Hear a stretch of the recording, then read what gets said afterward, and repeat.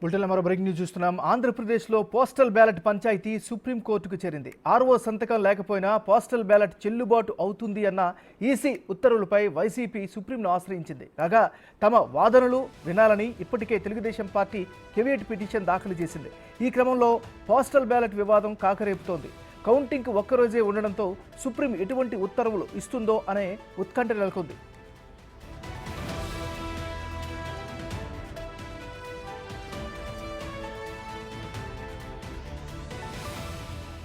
ఈసారి postal ballot polling భారీగా నమోదైంది. ఈ క్రమంలో పోస్టల్ బ్యాలెట్ పైనే తెలుగుదేశం పార్టీ, వైసీపీ ఆశలు పెట్టుకున్నాయి.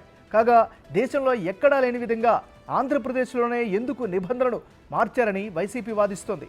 మీరు చేసిన కుట్రల మూలంగానే ఈ పరిస్థితి వచ్చిందని చెబుతోంది తెలుగుదేశం పార్టీ. కేంద్ర ఎన్నికల సంఘం ఆదేశాలతోనే పోస్టల్ బ్యాలెట్ లెక్కింపు ఉంటుందని సీఈఓ చెబుతోంది.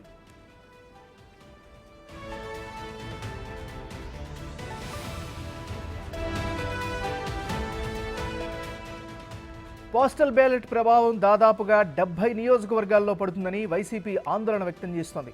గత ఎన్నికల్లో 3000 ఓట్లలోపు మెజారిటీతో గెలిచిన స్థానాలపై ప్రభావం చూపే అవకాశం ఉండడంతో వైసీపీ నేతల్లో టెన్షన్ కనిపిస్తోంది. దీంతో ఈసీ ఉత్తర్వులపై హైకోర్టులో ఎదురుదెబ్బ తగలడంతో సుప్రీంని ఆశ్రయించింది వైసీపీ. దీనిపై ఈరోజు విచారణ చేపట్టే అవకాశాలున్నాయి. ఈ క్రమంలో సుప్రీంకోర్టు ఉత్తర్వులు ఇప్పుడు కీలకంగా మారే అవకాశం ఉంది.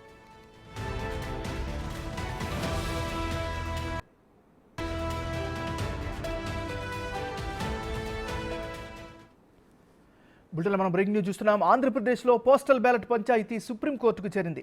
ఆర్ఓ సంతకం లేకపోయినా పోస్టల్ బ్యాలెట్ చెల్లుబాటు అవుతుంది అన్న ఈసీ ఉత్తర్వులపై వైసీపీ సుప్రీంను ఆశ్రయించింది. ఇదే అంశానికి సంబంధించి మరిన్ని వివరాలను మా రిపోర్టర్ శివ లైవ్లో అందిస్తారు. శివ, చెప్పండి.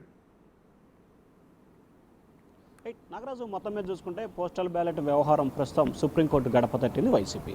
ప్రధానంగా చూసుకుంటే ఆంధ్రప్రదేశ్ హైకోర్టులో ఏదైతే పోస్టల్ బ్యాలెట్ విషయంలో వైఎస్ఆర్సీపీకి కోలుకోలేని ఎదురు దెబ్బ తగిలింది. 2 సార్లు ఈ అంశానికి సంబంధించి హైకోర్టులో పిటిషన్ దాఖలు చేసి విచారణ చేపట్టారు.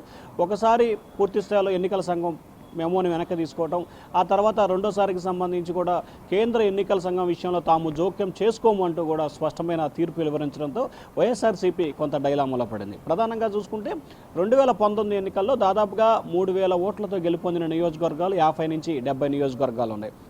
ఈ నియోజకవర్గాల్లో పెను ప్రభావం చూపే అవకాశం కనిపిస్తూ ఉందని చెప్పి కూడా వైఎస్ఆర్సీపీ ఆందోళన చెందుతున్న పరిస్థితి కనిపిస్తూ ఉంది. ముఖ్యంగా చూసుకుంటే కనుక పోస్టల్ బ్యాలెట్లు దాదాపుగా 5,39,000 ఓట్లు ఆంధ్రప్రదేశ్ చరిత్రలో ఎప్పుడూ పోలు కాని రీతిలో ఈసారి పోలైనాయి. ఈ నేపథ్యంలో సరాసరి చూసుకుంటే కనుక 3,000 నుంచి 3,200 వరకు ప్రతి నియోజకవర్గంలో కూడా గెలుపుని ప్రభావితం చేసే అవకాశాలు కనిపిస్తూ ఉన్నాయి. ఇప్పటికే పోస్టల్ బ్యాలెట్కి సంబంధించి 70% పైగా ప్రతిపక్ష టీడీపీకి పడ్డాయనేది వైఎస్ఆర్సీపీ శ్రేణులు కూడా చెప్తున్నమాట. ఆ పార్టీ ప్రముఖులు ఎవరైతే పెద్దలు ఉన్నారో సజ్జల రామకృష్ణారెడ్డి, పేర్నేని లాంటి వాళ్ళు కూడా ఉద్యోగులంతా తమ పట్ల వ్యతిరేకతగా ఉన్నారని బహిరంగంగానే అంగీకరిస్తున్న పరిస్థితి కనిపిస్తోంది. సో ఈ నేపథ్యంలోనే ఏదైతే పట్టభద్రుల ఎన్నికల్లో అధికార పార్టీకి షాక్ తగిలిందో ఉద్యోగస్తుల విషయంలో కూడా అదే రకమైన షాక్ తగిలే అవకాశాలు కనిపించడంతో వైఎస్ఆర్సీపీ వచ్చిన ప్రతి అవకాశాన్ని వినియోగించుకోవాలని చెప్పి కూడా రకరకాల ప్రయత్నాలు చేస్తూ ఉంది. ఆ ప్రయత్నాల్లో భాగంగా హైకోర్టును ఆశ్రయించడం, ఆ తాజాగా సుప్రీంకోర్టులో పిటిషన్ వేశారు. దీనికి సంబంధించి సుప్రీంకోర్టు ఏదైతే స్పెషల్ లీవ్ పిటిషన్ దాఖలు చేశారో ఈరోజు విచారణ చేపట్టే అవకాశాలు కనిపిస్తున్నాయి. దీంట్లో వాదించే అవకాశాలు తనకు కల్పించాలని చెప్పి కూడా తెలుగుదేశం పార్టీ నేత ఎమ్మెల్యే వెలగపూడి రామకృష్ణ సుప్రీంకోర్టులో 2 రోజుల క్రితమే ఒక పిటిషన్ దాఖలు చేశారు. సో ఈ నేపథ్యంలో ఆంధ్రప్రదేశ్ హైకోర్టులో ఆయన ఆల్రెడీ ఇంప్లూ అయ్యాడు. ఆ తరపున వాదనలు కూడా బలంగా వినిపించిన నేపథ్యంలోనే ఎన్నికల సంఘం జోక్యం చేసుకోమని చెప్పి కూడా హైకోర్టు చెప్పింది. సో అదే పరిస్థితి సుప్రీంకోర్టులో కూడా ఎదురే అవకాశాలు కనిపిస్తూ ఉన్నాయని చెప్పి న్యాయ నిపుణులు అయితే చెప్తా ఉన్నారు. మరి చూడాలి ఈరోజు ఏ రకమైన తీర్పు వస్తుంది. సుప్రీంకోర్టులోనైనా వైసీపీకి ఊరట లభిస్తుందా, లేకపోతే హైకోర్టులో వచ్చిన తీర్పే సుప్రీంకోర్టులో వస్తుందా అనే ఉత్కంఠ అయితే ప్రస్తుతం ఆంధ్రప్రదేశ్లో కొనసాగుతూ ఉంది.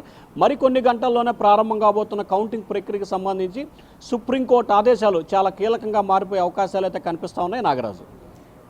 Right, thank you Shiva.